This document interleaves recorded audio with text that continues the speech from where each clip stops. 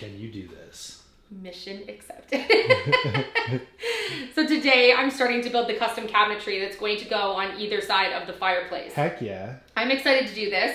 I have not done this before, so I need some cheering on. I know that you guys are like, you got this, Elysia. We've seen you build cool things. You built a building. We got your back. I have not built custom cabinetry in this way ever. I have no idea. I know what I'm doing in my head, but nothing directly on paper. So I'm putting some of it on paper. Yeah. And Philip's doing the I'm just going to go with you. Be creative. Just do it. I got your back. He's going to help me bring this vision to life. We got this. So before I even start the challenge of building these cabinets, I'm tackling my first challenge of the build, which is that I have two sides, left and right side of the fireplace, neither of which are the same size. No. So this side is 61 inches, and this side is 42 and a half, so a significant difference. Right. So to make cabinets along the bottom that are going to be even on both sides, I'm facing uneven measurements to begin. So I have a plan in my head. Okay. We're gonna measure it up. I don't want these to be too deep because I don't want them to stick out too much with the fireplace here, which we still have to do other coats and tiling everything on. And then there's going to be live edge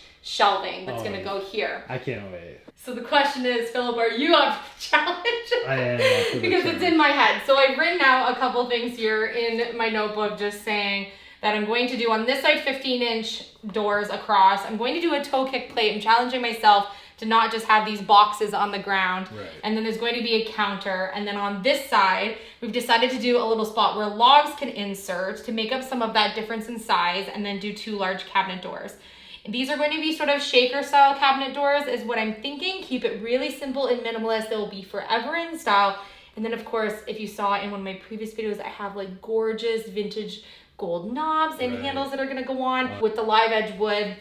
We're gonna start building. Yeah, let's go. I'm like procrastinating in my head.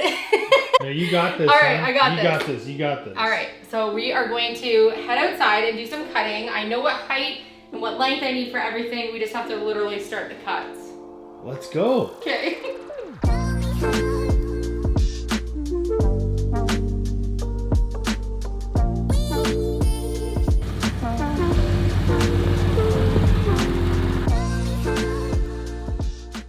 So we need to start with the side bases of the cabinets. And so I know that I need 9 pieces of the same dimensions to do the sides of what the inner cabinets are going to be. There'll be shelving and stuff later, but I need the bases. Basically, we're making base cabinets. And so our table saw actually doesn't cut as deep as we need it to. And so we're going to actually eliminate from this board, keep what we need, and then we'll be able to rip it into pieces. So right now I'm just doing the measurements. We can cut. I think we have a few hours of cutting ahead of us.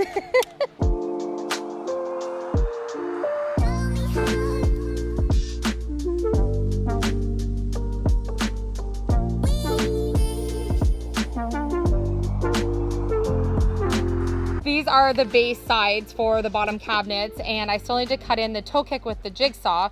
And then what we're doing right now is cutting the actual inside base flat shelves to 10 inches. Philip's cutting all of my cuts for me today because this is just like super heavy plywood on this table saw, and we don't have a table saw table yet.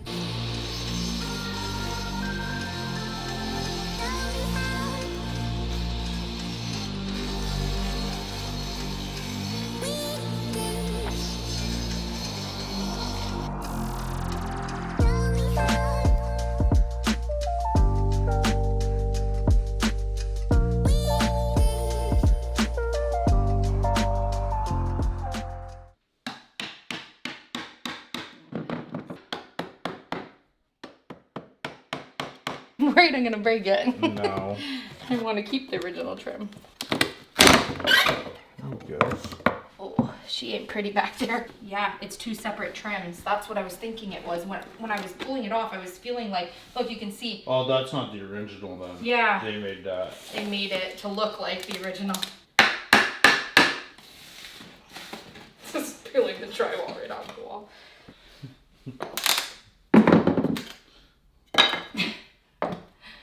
Even attached.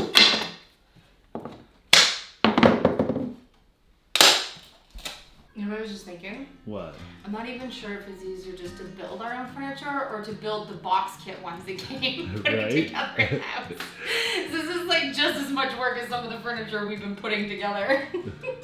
It's 2 a.m. and I can't fall asleep 'cause I'm not tired. I'm thinking about the days we used to shine when we were young. I told you that we should start a band and reach for the sky. It's too late. All right, so the second level is gonna go in here. My little center bars are there. You pass me one of those. Goes there, and yeah, I will.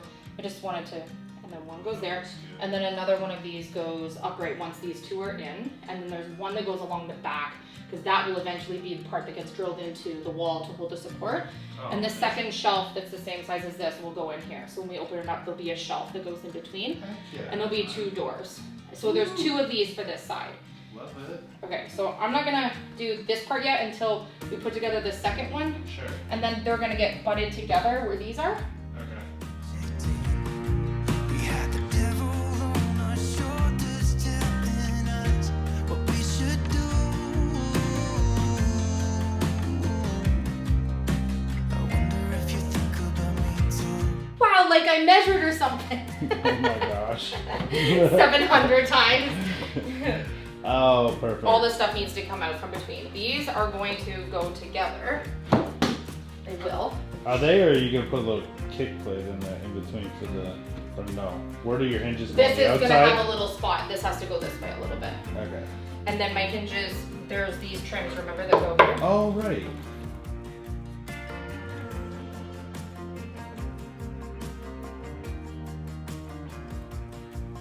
I have the base cabinets actually built already, and I just need to do the little side rails that my door hinges are going to go on and design my doors. So I think I'm gonna save the cutting for doors on another day because I need to actually be able to adhere these to the wall and level them out. But we're still waiting for our flooring, and I want the flooring to run underneath these cabinets. So this was a little overzealous to get this part done now, but it's a big part of this room that we want to kind of iron out before we can start adding things to the walls, like our live edge and completing tiling and, you know, all the things that are going to spiral in this room. So base cabinets are done. I think they look great. They're going to level themselves all out when we get the flooring on and actually get them onto the walls, onto the braces. And then I built a little spot where I can actually put little ledges where some real logs can go beside the fireplace, make it look a little more authentic. And then these are obviously going to get painted and kind of put all, you know, tied into what we're doing with the room. So what we're going to do now is what is this called that we're going to do now? Oh my gosh, the dilapidated part. Dilapidated. So a lot of questions about why are we doing work inside when we don't have a new roof yet. We have a new roof. Our roof is a brand new roof. It was put on before we got here. So anything that looks like it needs repairing from leaks on the inside of the house right now were from prior to the roof actually being restored before we got here. Thank goodness they did the roof, because with the mansard roof and the pitch and everything, not going to want to do that roof for a number of years. So we are now going to come in here and repair all that water damage that happened before. Are you ready to bag this up? Mask up, bag it up, get it out of here. Mask up, bag up.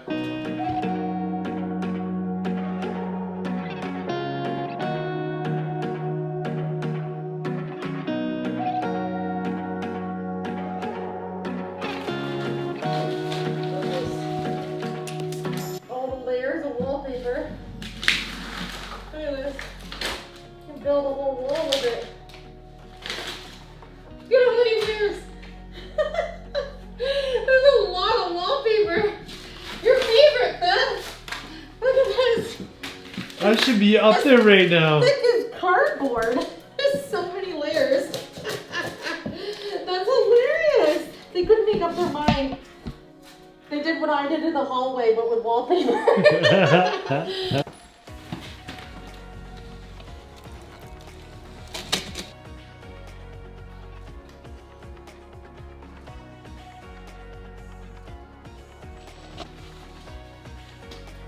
Oh, good.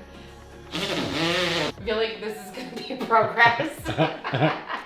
But you got a big mirror for there. I do have a big mirror for there, but I still want it to be smooth. And then covering all these holes that are in the wall. And we're gonna work our way around the whole room and basically prep these walls for painting. Yeah. Because I'm painting a neutral in here. It's not a color, but it's a color, it's a neutral. Yeah. And then all of the baseboards and door frames and everything are going to be white. And then cabinets are gonna be white. And then I haven't decided if this wall is gonna be in the neutral as well, or if this whole wall will be white with the live edge, but I'll figure it out when I see what the neutral looks like on the wall. But I wanna get this prepped because I know that it's going to take quite a bit of time for this putty to dry. And probably more than one coat. The circle's not bad. No, your circle's great. It's just the walls are in pretty rough shape where they did the new drywall. Plaster walls are actually not bad where they've replaced some of them, but I'm not gonna do another paint crisis like the hallway. I'm not gonna do what everyone thinks I'm gonna do.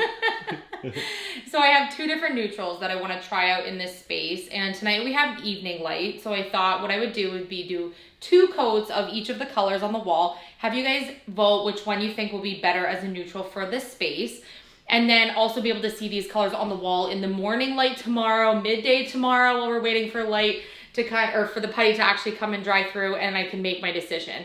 All the trim, everything that are window trims, wall trims, door trims are all going to be white, as well as the cabinets that I'm building on the bottom. Just keep that in mind. And then we also have the blue colored mantle and fireplace with those beautiful sea glass colored tiles. So that's kind of what we're going with the rusty orange colored couch. Okay, ready? 2 colors? All right, color number 1. We're gonna call this the left color. Now it's going to dry. I'm gonna do a second coat, so I'm gonna do a pretty good sized patch. These will both dry darker because neutrals always look white in the can and then they, okay, maybe I'll make it a little bigger. Yeah. Make a better educated decision. Okay, so we're gonna call this color right. Not as in the right color, but on the right side. Ooh, it's darker. Right away, I can see it's darker. All right, and we're gonna let that dry. Decisions. So we're done working for today, but I wanted to get this paint on so it could dry overnight, and we have 3 different options. I really wanted to do this because this room is really deceiving because the walls look like a buttery yellow almost. Right. So whether that's from age or the color that they put on, I don't know, but it really is hard to choose colors in here. So I did a pure white block to show just the difference between what the wall is now, a darker neutral color, and then this color here, just a little bit wet still, but a good indication of what the colors are gonna look like. So let me know what one you think. Should I just go with fresh white walls? Should I choose a darker neutral, make it a little bit more moody? Or should I go with sort of a safe neutral? Let me know. 1, 2, or 3.